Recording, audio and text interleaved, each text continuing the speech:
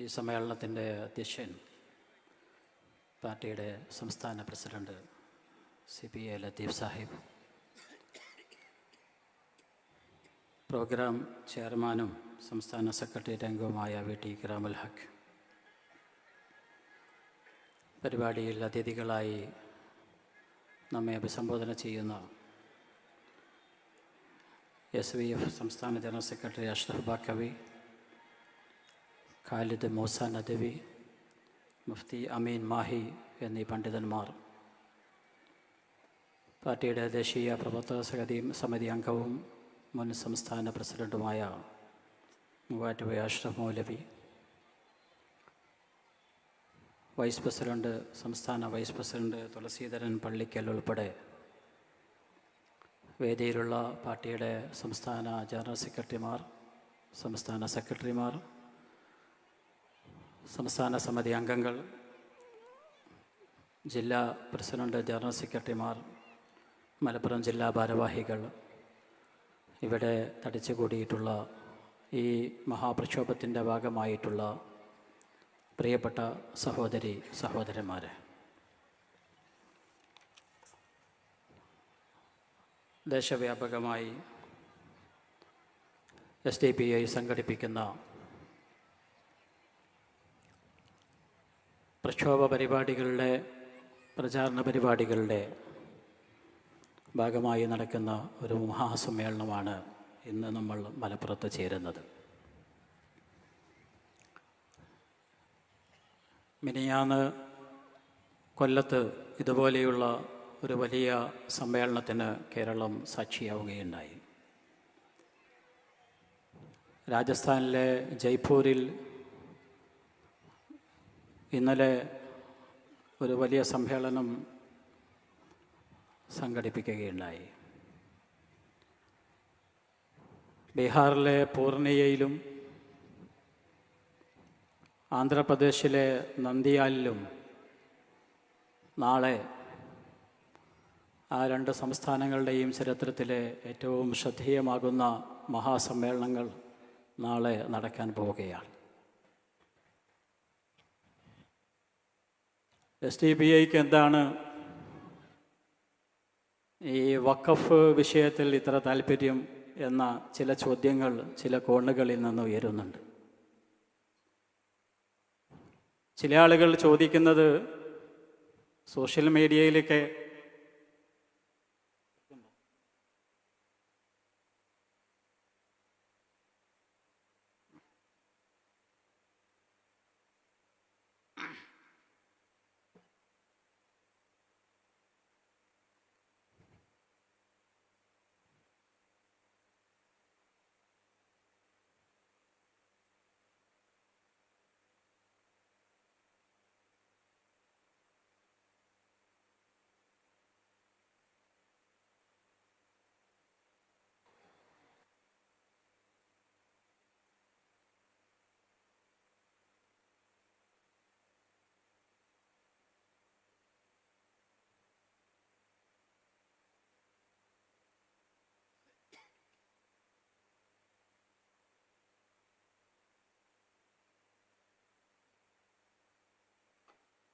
ചില ആളുകൾ ചോദിക്കുന്നത് വഖഫിൻ്റെ വിഷയത്തിൽ മുസ്ലിം ലീഗിനില്ലാത്ത താല്പര്യം എന്തിനാണ് SDPIക്ക് എന്നാണ്.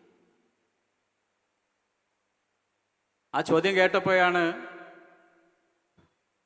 ഞാനും ആലോചിച്ചത്, മുസ്ലിം ലീഗ് എന്താണ് ഇക്കാര്യത്തിൽ വഖഫ് സംരക്ഷണത്തിനായി എന്തുകൊണ്ടാണ് രംഗത്തിറങ്ങാത്തത് എന്ന് ആലോചിച്ചത്. മുസ്ലിം ലീഗ് എന്തുകൊണ്ടാണ് വഖഫ് സംരക്ഷണവുമായി രംഗത്തിറങ്ങാത്തത് എന്ന് വിശദീകരിക്കേണ്ടത് അവർ തന്നെയാണ്. SDPIയെ സംബന്ധിച്ചിടത്തോളം ഇപ്പോൾ BJP ഗവൺമെൻറ് കൊണ്ടുവരുന്ന വഖഫ് ഭേദഗതി ബിൽ 3 കാരണങ്ങളാൽ നിരാകരിക്കപ്പെടേണ്ട ഒരു വിഷയമാണ്, പ്രക്ഷോഭം സംഘടിപ്പിക്കപ്പെടേണ്ട പ്രശ്നമാണ്. ഒന്ന്, അത് അൺകോൺസ്റ്റിറ്റ്യൂഷണലാണ്, ഭരണഘടനാ വിരുദ്ധമാണ്. രാജ്യത്തെ ഭരണഘടന ഈ രാജ്യത്തെ എല്ലാ മതങ്ങൾക്കും എല്ലാ മതവിശ്വാസികൾക്കും അനുവദിച്ചു നൽകുന്ന ഭരണഘടനയുടെ 26-ാം വകുപ്പ് അനുസരിച്ചുള്ള സ്വന്തമായി മതസ്ഥാപനങ്ങൾ നടത്താനും അത് നിയന്ത്രിക്കാനുമുള്ള അവകാശത്തിന്മേലുള്ള കയ്യേറ്റമാണ്. അതുപോലെ ഇത് ആൻറ്റി മൈനോറിറ്റി ബില്ലാണ്. രാജ്യത്തെ ഏറ്റവും വലിയ ന്യൂനപക്ഷമായിട്ടുള്ള മുസ്ലിങ്ങളെ അരികുവൽക്കരിക്കുവാനും അവരുടെ അസ്തിത്വം തകർക്കുവാനും ഉദ്ദേശിച്ചുകൊണ്ട് പൗരത്വ ഭേദഗതി ബില്ല് പോലെ ഇപ്പോൾ പ്രത്യേകം ടാർഗറ്റ് ചെയ്ത് നടപ്പാക്കിക്കൊണ്ടിരിക്കുന്ന മറ്റൊരു നിയമമാണ് ഭേദഗതിയാണ് ഈ വഖഫ് ഭേദഗതി ബിൽ. അതുപോലെ BJPയെ സംബന്ധിച്ചിടത്തോളം ഈ ഭേദഗതി കൊണ്ടുവരുന്നതിൻ്റെ പിന്നിലുള്ള പ്രധാനപ്പെട്ട ഒരു ലക്ഷ്യം ഡിവൈസീവ് പൊളിറ്റിക്സ് ആണ്. രാജ്യത്തെ ജനങ്ങളെ, ഹിന്ദുക്കളെയും മുസ്ലിങ്ങളെയും വിഭജിച്ച് മുസ്ലിം വിരോധം പരമാവധി ആളുകളുടെ മനസ്സുകളിൽ കുത്തിനിറച്ച് അതിൽ നിന്ന് വോട്ട് ബാങ്ക് രാഷ്ട്രീയം കളിക്കുക എന്നതാണ് BJP ലക്ഷ്യമാക്കിക്കൊണ്ടിരിക്കുന്നത്. അതുകൊണ്ട് തന്നെ ഒരു രാഷ്ട്രീയ പ്രസ്ഥാനം എന്ന നിലയിൽ സോഷ്യൽ ഡെമോക്രാറ്റിക് പാർട്ടി ഓഫ് ഇന്ത്യയെ സംബന്ധിച്ചിടത്തോളം ഈ നിയമത്തെ, ഈ ഭേദഗതിയെ അതിശക്തമായി എതിർത്തേ പറ്റൂ. അത് തങ്ങളുടെ ധാർമ്മികമായ ബാധ്യതയാണ് എന്ന് SDP വിശ്വസിക്കുന്നു. ജനങ്ങളെ അതിനുവേണ്ടി രംഗത്തിറക്കേണ്ട ഉത്തരവാദിത്തമുണ്ടെന്ന് ഞങ്ങൾ വിചാരിക്കുന്നു. നാളെ ബീഹാറിൽ നടക്കാൻ പോകുന്ന മഹാസമ്മേളനത്തിൻ്റെ വിവിധ പ്രവർത്തനങ്ങളുമായി ഇന്നലെ വരെ 5 ദിവസം ഞാൻ അവിടെ ഉണ്ടായിരുന്നു. ഇവിടെ ലത്തീഫ് സാഹിബ് ഇവിടുത്തെ മുസ്ലിം സംഘടനകളെ കുറിച്ച് പറഞ്ഞതുപോലെയുള്ള അനുഭവമല്ല അവിടെ ഉണ്ടായത്. പൂർണിയ ജില്ലയിലെ മാത്രം 100ഓളം പള്ളികളിൽ വെള്ളിയാഴ്ച പ്രാർത്ഥനാ സമയത്തും ഇമാമുമാർ 20-ാം തീയതി പൂർണിയയിലെ രംഗഭൂമി മൈതാനിയിൽ നടക്കാൻ പോകുന്ന വഖഫ് സംരക്ഷണ സമ്മേളനം അത് SDP-യുടേതല്ല, നമ്മൾ ഓരോരുത്തരുടേതുമാണ് എന്ന് പറഞ്ഞത് എൻ്റെ ചെവി കൊണ്ട് കേൾക്കാൻ എനിക്ക് സാധിച്ചു. പൂർണിയയിലെ ഏറ്റവും വലിയ ജുമാ മസ്ജിദിലാണ് ഞാൻ അന്ന് പ്രാർത്ഥനയ്ക്ക് പങ്കെടുത്തത്. അതുപോലെയുള്ള ആഹ്വാനങ്ങളാണ് പല പള്ളികളിലും ഉണ്ടായത്. അവിടെയും SDP മാത്രമാണ് ഈ ഉത്തരവാദിത്തം ഏറ്റെടുത്തുകൊണ്ട് രംഗത്തിറങ്ങിയത് എന്നതാണ് ആ അർത്ഥത്തിലുള്ള പിന്തുണ സമൂഹത്തിൽ നിന്ന് കേവലം ആശീർവാദമായി മാത്രമല്ല, തങ്ങളുടെ വാക്കുകളാലും പ്രവൃത്തികളാലുമുള്ള പങ്കാളിത്തമായി ഉണ്ടായിക്കൊണ്ടിരിക്കുന്നത് എന്ന് നാം മനസ്സിലാക്കണം. നമുക്കറിയാം, രാജ്യത്തെ വഖഫുകൾ സംരക്ഷിക്കുന്നതിന് വേണ്ടി 1913 മുതൽ നിയമങ്ങൾ ഉണ്ടാകാൻ തുടങ്ങിയിട്ടുണ്ട്. കഴിഞ്ഞ നൂറ്റാണ്ടിൻ്റെ അവസാനത്തിൽ ഒരു വഖഫ് സ്വത്തുമായി ബന്ധപ്പെട്ട നിയമപ്രശ്നം ബ്രിട്ടനിലെ കോടതിയിലെത്തിയപ്പോഴാണ് ബ്രിട്ടീഷുകാർ ഇത്തരമൊരു പ്രശ്നമുണ്ടാകുമ്പോൾ അതിൽ തീരുമാനമെടുക്കുന്നതിന് ആവശ്യമായിട്ടുള്ള നിയമമില്ല എന്ന് മനസ്സിലാക്കി അവർ 1913 ആദ്യമായി ഒരു വഖഫ് നിയമം മുസ്ലിങ്ങൾക്ക് വേണ്ടി ഉണ്ടാക്കിയത്. അത് കുറെ കൂടി പരിഷ്കരിച്ച് 1923 കുറെ കൂടി കാര്യക്ഷമമായ ഒരു നിയമം അവർ രൂപീകരിക്കുകയുണ്ടായി, ഒരു ആക്ട് രൂപീകരിക്കുകയുണ്ടായി. പിന്നീട് രാജ്യം സ്വതന്ത്രമായതിനു ശേഷം 1954 സ്വതന്ത്ര ഇന്ത്യയിൽ ഒരു വഖഫ് ആക്ട് നിലവിൽ വന്നു. ആ വഖഫ് ആക്ട് കൂടുതൽ അതിൻ്റെ ഭാഗമായുള്ള ചില കമ്മിറ്റികൾ, ഇടക്കാലത്ത് ചില കമ്മിറ്റികൾ വഖഫിനെ കുറിച്ച് പഠിക്കാൻ വിവിധ സർക്കാരുകൾ നിയോഗിച്ചിട്ടുണ്ടായിരുന്നു. അതുപോലെ ഏറ്റവും അറിയപ്പെട്ട Sachar committee report Sachar committee റിപ്പോർട്ടിലും ഡോക്ടർ രജീന്ദ്ര സച്ചാർ പ്രത്യേകം ചൂണ്ടിക്കാണിച്ചിട്ടുണ്ട്, രാജ്യത്ത് ലക്ഷക്കണക്കിന് വഖഫ് സ്വത്തുക്കൾ ഇപ്പോഴും രജിസ്റ്റർ ചെയ്യപ്പെടാതെ കിടക്കുകയാണ്. പലതും കയ്യേറ്റം ചെയ്യപ്പെട്ടിരിക്കുകയാണ്. അതുകൊണ്ട് വഖഫ് സ്വത്തുക്കൾ സംരക്ഷിക്കുന്നതിന് കാര്യക്ഷമമായ നിയമം വേണം എന്ന് സച്ചാർ കമ്മിറ്റി റിപ്പോർട്ടും പരാമർശിച്ചിട്ടുണ്ടായിരുന്നു. അതുപോലെ ന്യൂനപക്ഷ മന്ത്രിയായിരുന്ന കെ റഹ്മാൻ കമ്മിറ്റി റിപ്പോർട്ട്, അദ്ദേഹം വഖഫ് എൻക്രോച്ച്മെന്റിനെ കുറിച്ച് പഠിച്ച് സർക്കാരിന് നൽകിയിട്ടുള്ള റിപ്പോർട്ടിന്റെ അടിസ്ഥാനത്തിൽ ഏതാണ്ട് രാജ്യത്തുള്ള വഖഫ് സ്വത്തുക്കളിൽ 27% ഉത്തർപ്രദേശിലാണ് എന്നും ഉത്തർപ്രദേശിലുള്ള 27% വഖഫ് സ്വത്തുക്കളിൽ പകുതിയിലധികവും അന്യാധീനപ്പെട്ട് കിടക്കുകയാണ് എന്നും അദ്ദേഹം സർക്കാരിന് റിപ്പോർട്ട് ചെയ്യുകയുണ്ടായി. ആ റിപ്പോർട്ടിന്റെ അടിസ്ഥാനത്തിലാണ് പിന്നീട് 1995 ഇപ്പോൾ നിലവിലുള്ള വഖഫ് ആക്ട് നിലവിൽ വന്നത്. ആ വഖഫ് ആക്ട് ഭേദഗതി ചെയ്തുകൊണ്ടുള്ള പുതിയ ഭേദഗതിയാണ്. ഏതാണ്ട് 44 ഭേദഗതികളോടുകൂടിയുള്ള ഒരു ഭേദഗതിയാണ് ഇപ്പോഴുള്ള BJP സർക്കാർ കഴിഞ്ഞ 2024 ഓഗസ്റ്റ് 8 പാർലമെന്റിൽ അവതരിപ്പിക്കുകയും JPCയുടെ റിപ്പോർട്ട് ഈയിടെ രാജ്യസഭയിൽ വെക്കുകയും ചെയ്തിട്ടുള്ളത്. എന്താണ് രാജ്യത്ത് പലപ്പോഴും വഖഫ് ആക്ടുകൾ ഉണ്ടായിട്ടുണ്ട്, വഖഫ് ആക്ടുകളിൽ ഭേദഗതികൾ ഉണ്ടായിട്ടുണ്ട്. 95 തന്നെ വഖഫ് ആക്ട് 2013 ഭേദഗതി ചെയ്തിട്ടുണ്ട്. അപ്പോഴൊന്നുമില്ലാത്ത എതിർപ്പ് എന്തിനാണ് ഇപ്പോൾ ഒരു ഭേദഗതി കൊണ്ടുവരുമ്പോൾ ഉണ്ടാകുന്നത് എന്ന ചോദ്യം ഉയരുന്നുണ്ട്. യഥാർത്ഥത്തിൽ 95 വഖഫ് ആക്ട് 2013 സർക്കാർ ഭേദഗതി ചെയ്തത് ആ വഖഫ് ആക്ടിലുള്ള ചില ലൂപ്പ് ഹോൾസ് അടയ്ക്കുന്നതിന് വേണ്ടിയും കുറെ കൂടി കാര്യക്ഷമമാക്കുന്നതിന് വേണ്ടിയുമായിരുന്നു. എന്നാൽ ഇപ്പോൾ 95 വഖഫ് ആക്ട് ഭേദഗതി ചെയ്തുകൊണ്ട് BJP കൊണ്ടുവരുന്ന ഭേദഗതി ബില്ല് വഖഫിനെ കാര്യക്ഷമമാക്കുന്നതിന് വേണ്ടിയല്ല, പകരം വഖഫിനെ തകർക്കുന്നതിന് വേണ്ടിയാണ്. ഇതാണ് വ്യത്യാസം. 3 പ്രധാനപ്പെട്ട മാറ്റങ്ങൾ ഭേദഗതിയിലൂടെ കൊണ്ടുവരാൻ പോവുകയാണ്. ഒന്ന്, വഖഫ് ബോർഡിന്റെ ഘടനയിൽ മാറ്റം വരുത്താൻ പോകുന്നു. മറ്റൊന്ന്, വഖഫ് ചെയ്യുന്നതിനുള്ള മാനദണ്ഡങ്ങൾ മാറ്റം വരുത്താൻ പോകുന്നു. മൂന്നാമത്തേത്, വഖഫ് ബോർഡിന്റെ അധികാരങ്ങൾ വെട്ടിച്ചുരുക്കുന്നു. അതിൽ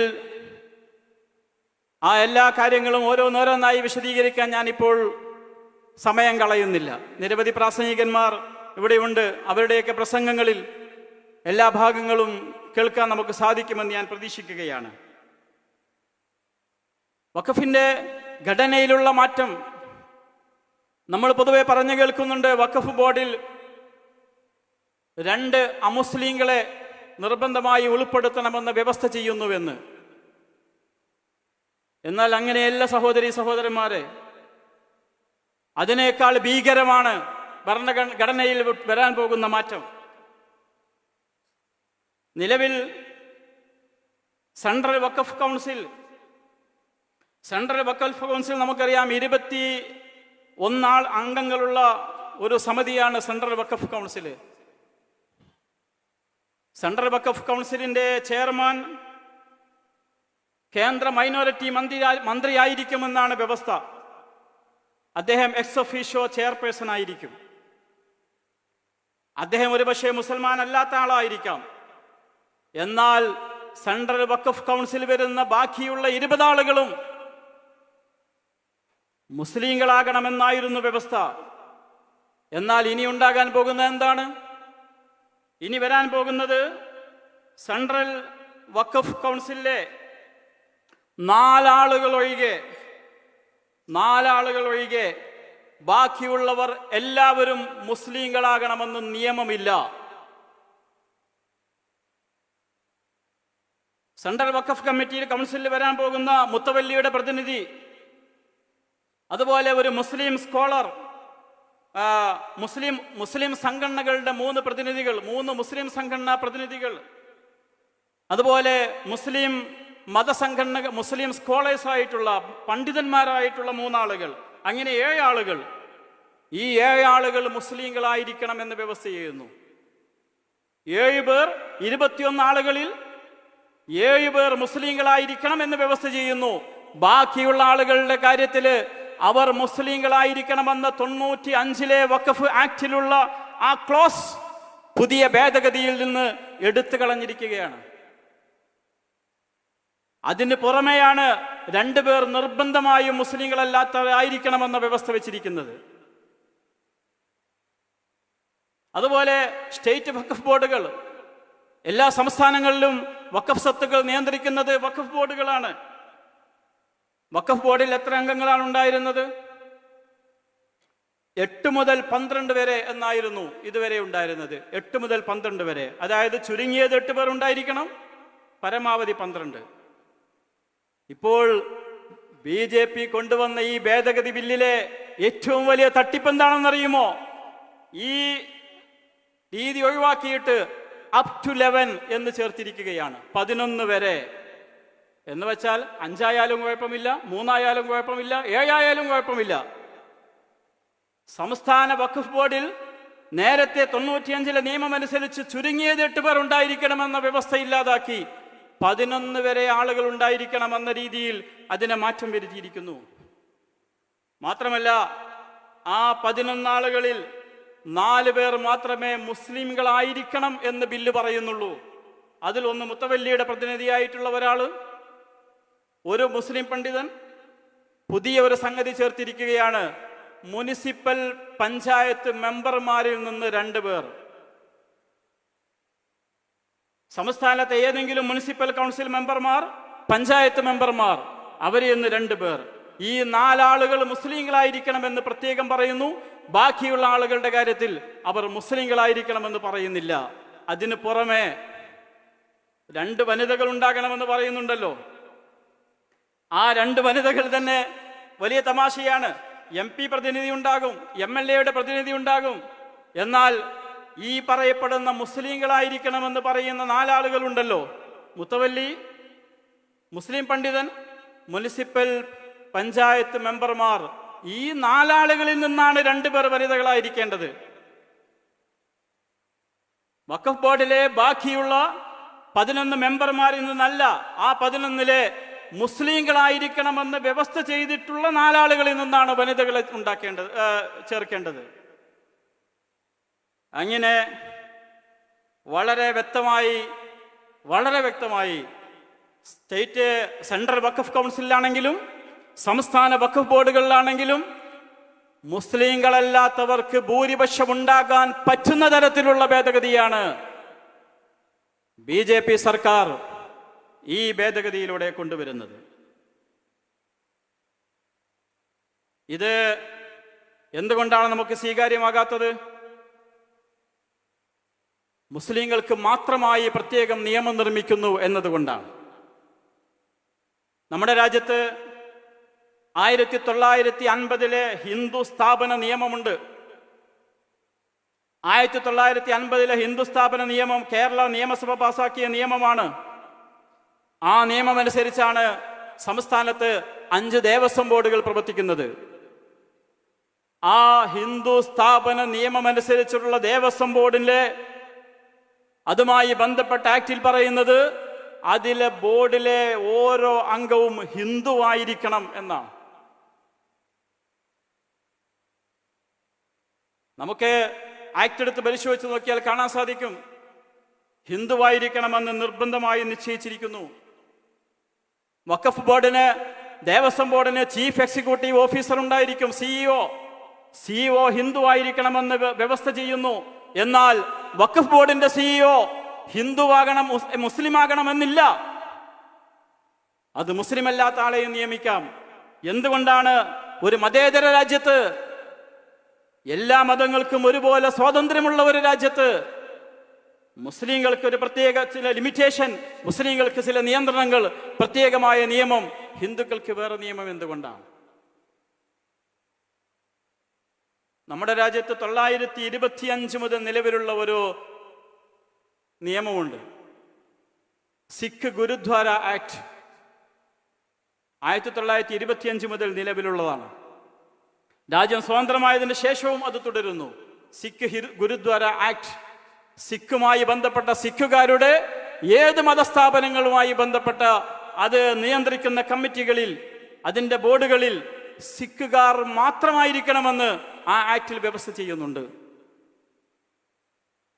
ഇത് ഒരു സാമാന്യമായ ഒരു നീതിയാണ്. നമ്മുടെ ഭരണഘടനയുടെ 26-ാം വകുപ്പ് നൽകുന്ന സ്വാതന്ത്ര്യമാണ്. എല്ലാവർക്കും സ്വന്തമായ സ്ഥാപനങ്ങൾ നടത്താനും ആ സ്ഥാപനങ്ങൾ സംരക്ഷിക്കാനും അതിനുള്ള സ്വാതന്ത്ര്യം. അതിന്മേൽ കൈവെക്കുകയാണ് ഇപ്പോൾ BJP ഗവൺമെന്റ് ചെയ്യുന്നത്. അതിനുവേണ്ടി ഈ തരത്തിലുള്ള വഖഫില് ഇത്തരത്തിലുള്ള ചില ഭേദഗതികൾ കൊണ്ടുവരുന്നതിന് അടിസ്ഥാനമായി BJP പറയുന്ന ആരോപണം എന്താണ്?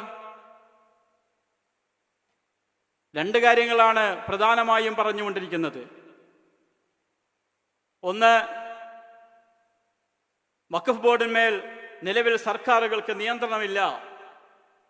മറ്റു ദേവസ്വം ബോർഡാണെങ്കിലും മറ്റു എല്ലാം തന്നെ സർക്കാർ നിയന്ത്രണത്തിലാണ്. ദേവസ്വം ബോർഡിന്റെ വരുമാനം മുഴുവൻ സർക്കാരിലേക്കാണ് പോയിക്കൊണ്ടിരിക്കുന്നത് എന്നാണ് ഒരു പ്രചരണം. കേരള നിയമസഭയിലടക്കം സർക്കാരിന്റെ പ്രതിനിധികൾ പല പ്രാവശ്യം വ്യക്തമാക്കിയിട്ട് പോലും ദേവസ്വം ബോർഡുകളുടെ വരുമാനത്തിന്റെ 1 രൂപ പോലും സർക്കാരിന്റെ ട്രഷറിയിലേക്ക് പോകുന്നില്ല. അത് അതാത് ദേവസ്വം ബോർഡുകളുടെ പേരിലുള്ള ബാങ്ക് അക്കൗണ്ടുകളിലാണ് നിക്ഷേപിക്കപ്പെടുന്നത്. അത് പൂർണ്ണമായും അതാത് ബോർഡുകൾക്ക് വേണ്ടിയും ക്ഷേത്രങ്ങൾക്ക് വേണ്ടിയുമാണ് വിനിയോഗിക്കുന്നത് എന്ന് ഒരു നിയമസഭയിൽ ഉൾപ്പെടെ രേഖാമൂലം മന്ത്രിമാർ വ്യക്തമാക്കിയിട്ട് പോലും നമ്മുടെ ഈ കേരളത്തിൽ അങ്ങോളം ഇങ്ങോളം നടന്ന് ചാനലുകളിൽ പോലും വന്നിരുന്ന് BJPയുടെ പ്രതിനിധികൾ ക്ഷേത്രത്തിന്റെ സ്വത്തുക്കള്, ദേവസ്വത്തിന്റെ സ്വത്തുക്കള് സർക്കാരിലേക്ക് പോകുന്നു എന്ന് അവകാശപ്പെടുകയാണ്. നമ്മുടെ കേരള ഹൈക്കോടതിയില് BJPയുടെ നേതാവ് TG മോഹൻദാസ് ഒരു പരാതി കൊടുത്തിട്ടുണ്ടായിരുന്നു, ഒരു ഹർജി. ഹൈക്കോടതി തള്ളി. എന്തായിരുന്നു ഹർജിയിലെ വാദം? ഈ ദേവസ്വം ബോർഡുകളിലുള്ള ഉദ്യോഗസ്ഥന്മാരുടെ നിയമനം നടത്തുന്നത് സർക്കാർ നിശ്ചയിച്ച ഒരു വ്യവസ്ഥ അനുസരിച്ചാണ്. സർക്കാരിന് അതിൽ ഇടപെടാനുള്ള ഒരു അവകാശമുണ്ട്. ആ അവകാശം ഇല്ലാതാക്കണം. ക്ഷേത്രങ്ങളുടെ പൂർണ്ണമായ നിയന്ത്രണം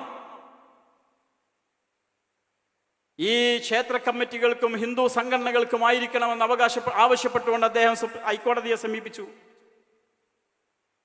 കോടതി അത് തള്ളി. അത് തള്ളിക്കഴിഞ്ഞപ്പോ അതിനെതിരെ സുബ്രഹ്മണ്യം സ്വാമി സുപ്രീം കോടതിയിൽ പോയി. സുപ്രീം കോടതി ഇപ്പൊ അത് അന്തിമവിധി പറഞ്ഞോ ഇല്ലേ എന്ന് എനിക്ക് വ്യക്തമല്ല. ഏതായാലും സുപ്രീം കോടതിയിൽ സുബ്രഹ്മണ്യ സ്വാമിയുടെ ഹർജി ഫയൽ ചെയ്ത വാർത്ത, കേരള സർക്കാരിന് സുപ്രീം കോടതി നോട്ടീസ് അയച്ച വാർത്തയൊക്കെ നമ്മൾ വാർത്തകളിൽ വായിച്ചതാണ്. ഈ വിഭാഗമാണ് ഇത് പറയുമ്പോഴാണ് ക്ഷേത്രങ്ങളുടെ നിയന്ത്രണം, ദേവസ്വം ബോർഡുകളുടെ നിയന്ത്രണം പൂർണ്ണമായും ഹിന്ദുക്കൾക്കായിരിക്കണമെന്ന് ആവശ്യപ്പെടുന്ന അതേ ആളുകൾ അതിനെ ഞങ്ങളും സപ്പോർട്ട് ചെയ്യുകയാണ്. മുസ്ലിങ്ങൾ ആരും ദേവസ്വം ബോർഡുകളിൽ ഏതെങ്കിലും ഒരു മുസ്ലിം ഉണ്ടാകണമെന്ന് ആവശ്യപ്പെട്ടിട്ടില്ല. ഈ ആവശ്യം ഉന്നയിക്കുന്ന അതേ ആളുകൾ മുസ്ലിം വഖഫ് ബോർഡുകളിൽ മുസ്ലിങ്ങളല്ലാത്തവർ ഉണ്ടാകണമെന്ന് ആവശ്യപ്പെടുന്നു. സർക്കാർ കൂടുതൽ നിയന്ത്രണം ഏർപ്പെടുത്തണമെന്ന് പറയുന്നു. അതിന്റെ സാങ്കത്യം എന്താണ്? പ്രിയമുള്ളവരെ, ഞാൻ ദീർഘിപ്പിക്കുന്നില്ല. വേറൊരു പ്രധാനപ്പെട്ട പ്രശ്നം, വഖഫിനെ ഇപ്പോ പേപ്പട്ടിയാക്കി ചിത്രീകരിച്ചു കഴിഞ്ഞിരിക്കുകയാണ്. എന്നിട്ട് അതിനെ തല്ലിക്കൊല്ലുന്ന പരിപാടിയാണ് ഇപ്പോൾ പല ഭാഗത്തും സംഘപരിവാറിന്റെ ആളുകളും സംഘപരിവാറിനെ കൊയലൂത്ത് നടത്തുന്ന മറ്റു ചില വേഷധാരികളും ഒക്കെ നടത്തിക്കൊണ്ടിരിക്കുന്നത്. അവർ പറയുന്നത് 995 വഖഫ് ആക്ട്, നിലവിലുള്ള വഖഫ് ആക്ടിലെ 43 വഖഫ് ബോർഡിന് ഒരു വലിയ സ്വാതന്ത്ര്യം നൽകുന്നു. വഖഫ് ബോർഡിന് ഏതെങ്കിലും ഒരു ഭൂമി വഖഫാണ് എന്ന് തോന്നിയാൽ അതവർക്ക് പിടിച്ചെടുക്കാനുള്ള അവകാശം, സ്വാതന്ത്ര്യം നൽകുന്നു. എന്നിട്ട് പലയിടത്തും ഹിന്ദു സഹോദരന്മാരെ പറഞ്ഞ് തെറ്റിദ്ധരിപ്പിക്കുകയാണ്. ഇതാ നിങ്ങൾ താമസിക്കുന്ന വീടും പറമ്പും നാളെ ഇതാ വഖഫ് ബോർഡ് വന്നിട്ട് ഇത് വഖഫാണെന്ന് പറഞ്ഞ് പിടിച്ചു കൊണ്ടുപോകാൻ സാധ്യതയുണ്ട് എന്ന് പറഞ്ഞ് തെറ്റിദ്ധരിപ്പിക്കുകയാണ്. യഥാർത്ഥത്തിൽ ഈ പച്ചയായി വഖഫ് ആക്ട് എല്ലാം തന്നെ സർക്കാരിൻ്റെ വെബ്സൈറ്റുകളിൽ, അതുപോലെ ഗൂഗിളിൽ സെർച്ച് ചെയ്താൽ കിട്ടുന്ന ഒരു സാധനം, അതിൽ പറഞ്ഞിരിക്കുന്ന കാര്യങ്ങളെ പച്ചയായി ദുർവ്യാഖ്യാനം ചെയ്ത് ചാനലുകളിൽ പോലും വന്നിരുന്ന് ശുദ്ധമായ കളവ് പറയാൻ വലിയ തൊലിക്കട്ടി തന്നെ വേണം സഹോദരങ്ങളെ. യഥാർത്ഥത്തില് വഖഫ് ആക്ടിലെ 40(3) പറയുന്നത് എന്താണ്? ഏതെങ്കിലും ഒരു ട്രസ്റ്റിന് കീഴിൽ രജിസ്റ്റർ ചെയ്തിട്ടുള്ള ട്രസ്റ്റിന് കീഴിലുള്ള ഒരു സ്ഥലം, അതല്ലെങ്കിൽ സൊസൈറ്റീസ് ആക്ട് പ്രകാരം രജിസ്റ്റർ ചെയ്തിട്ടുള്ള അതിൻ്റെ കീഴിലുള്ള ഒരു സ്ഥലം, അത് വഖഫ് ചെയ്യപ്പെട്ടതാണ് എന്ന്, അത് വഖഫാണ് എന്ന് വിശ്വസിക്കാവുന്ന തെളിവ് വഖഫ് ബോർഡിന്റെ മുമ്പിലുണ്ടെങ്കിൽ മതിയായ അന്വേഷണം നടത്തിയ ശേഷം അത് പിടിച്ചെടുക്കാനുള്ള അധികാരം വഖഫ് ബോർഡിനും വഖഫ് ബോർഡ് ട്രിബ്യൂണലിനും നൽകുന്നുണ്ട്. ഏതെങ്കിലും വ്യക്തികളുടേതല്ല. ഏതെങ്കിലും ട്രസ്റ്റ് നടത്തിക്കൊണ്ടിരിക്കുന്ന ഒരു സ്ഥാപനം, സൊസൈറ്റീസ് ആക്ട് പ്രകാരം പ്രവർത്തിച്ചുകൊണ്ടിരിക്കുന്ന ഒരു സ്ഥാപനം, അത് വഖഫാണെന്ന് വിശ്വസിക്കുന്നതിന് മതിയായ തെളിവ് വഖഫ് ബോർഡിന് വശമുണ്ടെങ്കിൽ, വീണ്ടും സച്ച് എൻക്വയറി എന്നാണ് അതിൽ പറയുന്നത്, മതിയായ വേണ്ടത്ര അന്വേഷണം നടത്തിയിട്ട് ആവശ്യമായ നടപടി സ്വീകരിക്കാൻ വഖഫ് ബോർഡിന് അധികാരം നൽകുന്നു. അങ്ങനെ ഒരു സംഗതി ഇതിൽ കൊണ്ടുവരാനുള്ള കാരണം എന്താണെന്നറിയുമോ? ഞാൻ നേരത്തെ സൂചിപ്പിച്ചതുപോലെ KR റഹ്മാൻ കമ്മിറ്റിയുടെ റിപ്പോർട്ട് എല്ലാം വന്നതിനനുസരിച്ച് ഉത്തർപ്രദേശ് പോലെയുള്ള സംസ്ഥാനങ്ങളിൽ, പഞ്ചാബിൽ, അതുപോലെ ഹരിയാനയിൽ, ബീഹാറിൽ, വെസ്റ്റ് ബംഗാളിൽ ആയിരക്കണക്കിന് സ്ഥലങ്ങളാണ്, ആയിരക്കണക്കിന് സ്ഥാപനങ്ങളാണ്, പ്രോപ്പർട്ടികളാണ് വഖഫിൽ രജിസ്റ്റർ ചെയ്യപ്പെട്ട ശേഷം പല ആളുകളും കൈയടക്കി വെച്ച് അവരുടേതായിട്ടുള്ള സ്ഥാപനങ്ങൾ നടത്തി അതിൽ നിന്ന് വരുമാനമുണ്ടാക്കി കൊണ്ടുപോകുന്നത്. സമൂഹത്തിന് പൊതുവായി ഉപകാരപ്പെടേണ്ട ഇത്തരം സംഗതികൾ വഖഫ് ബോർഡിന്റെ നിയന്ത്രണത്തിലായിരിക്കണമെന്ന ആ വ്യവസ്ഥ പാലിക്കപ്പെടാതെ പോകുന്നത്. അത്തരം ധാരാളം തെളിവുകൾ ലഭിച്ചതിൻ്റെ അടിസ്ഥാനത്തിലാണ് ആ തരത്തിലുള്ള ഒരു വ്യവസ്ഥ കൊണ്ടുവന്നിട്ടുള്ളത് എന്ന് നമ്മൾ മനസ്സിലാക്കണം. ഇവിടെ യഥാർത്ഥത്തിൽ വസ്തുതകളെ പൂർണ്ണമായും നിരാകരിച്ചുകൊണ്ട്, നമ്മുടെ ഭരണഘടന നൽകുന്ന താല്പര്യത്തെ പൂർണ്ണമായും നിരാകരിച്ചുകൊണ്ട് ഒരു സമൂഹത്തെ രാജ്യത്തിന് മുഴുവൻ ശത്രുക്കളാക്കി നിർത്തുന്ന രീതിയിൽ, സമൂഹത്തിന് മുമ്പിൽ അവരെ എതിരാളികളാക്കി, അവരെ ചോദ്യചിഹ്നങ്ങളാക്കി നിർത്തുന്ന രീതിയിൽ, വഖഫ് എന്നതിനെ തന്നെ ഒരു ഭീകരതയാക്കി മാറ്റാൻ സാധിക്കുന്ന രീതിയിൽ ഈ വഖഫ് ഭേദഗതി ബില്ല് കൊണ്ടുവരുന്ന BJP-യോടും സംഘപരിവാറിനോടും മോദിയോടും എനിക്കൊന്നാണ് പറയാനുള്ളത്. നേരത്തെ ഇക്രാം സാഹിബ് ഇവിടെ സൂചിപ്പിച്ചതുപോലെ ഈ വഖഫ് ഭേദഗതി ബില്ല് നരേന്ദ്രമോദിയെ ഒരു തീരാശാപമായി പിടികൂടുക തന്നെ ചെയ്യും എന്ന് ഈ ജനാവലിയെ സാക്ഷി നിർത്തി പറയാൻ ആഗ്രഹിക്കുകയാണ്. അത് മോദിയുടെയും BJP-യുടെയും ഭരണത്തിനും ഹുങ്കിനും അവസാനം കുറിക്കുന്ന കാര്യത്തിലും യാതൊരു സംശയവും വേണ്ട. വഖഫ് അള്ളാഹുവിൻ്റെതാണ്. അത് ദൈവത്തിന് വേണ്ടി നൽകിയിട്ടുള്ളതാണ്. ദേവസ്വം ദൈവത്തിന്റെ സ്വത്താണ്, ദൈവത്തിന്റെ സ്വത്താണ്. അതുപോലെ തന്നെയാണ് ദൈവത്തിന് വേണ്ടി ഹിന്ദു സഹോദരന്മാർ നൽകിയിട്ടുള്ള സ്വത്ത്, ദേവസ്വത്തിന്റെ സ്വത്തുക്കൾ മറ്റുള്ളവർ കൈയടക്കാൻ പാടില്ല. വഖഫ് അള്ളാഹുവിന് വേണ്ടി, പൊതുസമൂഹത്തിന് വേണ്ടി, സാമൂഹ്യ നന്മയ്ക്ക് വേണ്ടി ഏതെങ്കിലും ഒരാൾ തൻ്റെ പരലോക മോക്ഷം കൂടി ഉദ്ദേശിച്ചുകൊണ്ട് നൽകിയിട്ടുള്ള, അയാൾ സംഭാവന നൽകിയിട്ടുള്ള സ്വത്തുക്കൾ അതിന്മേൽ കൈവച്ചാൽ പൊള്ളുക തന്നെ ചെയ്യും എന്ന് ഞാൻ അവരെ ഓർമ്മപ്പെടുത്തുന്നു. ആരായിരുന്നാലും ശരി. നമ്മുടെ നാട്ടിലും പല ആളുകളും വഖഫ് സ്വത്തുക്കള് അതിൻ്റെ മുകളിൽ കൈവച്ച് അതിൽ നിന്ന് ലാഭമുണ്ടാക്കിക്കൊണ്ടിരിക്കുന്നുണ്ട്. അവരോടും അവർക്കും ഈ മുന്നറിയിപ്പ് ബാധകമാണ്. നമ്മുടെ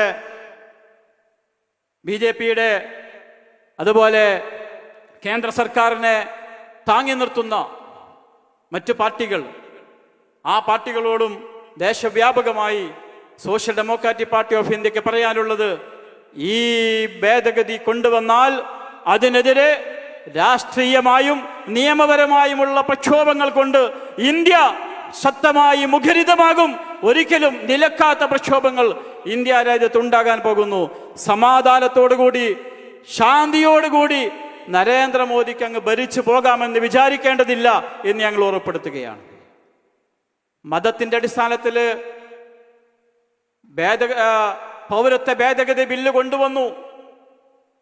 അതിനുശേഷം നടന്ന തെരഞ്ഞെടുപ്പിൽ ഇപ്പോ നരേന്ദ്രമോദി വികലാംഗനായി മാറിയിരിക്കുന്നു. അതിന് ഓരോ നിതീഷ് കുമാറിന്റെയും ഒരു ചന്ദ്രബാബു നായിഡുവിന്റെയും പിന്തുണയില്ലാതെ മുന്നോട്ട് പോകാൻ പറ്റാത്തവനായി മോദി സർക്കാർ മാറിയിരിക്കുന്നു.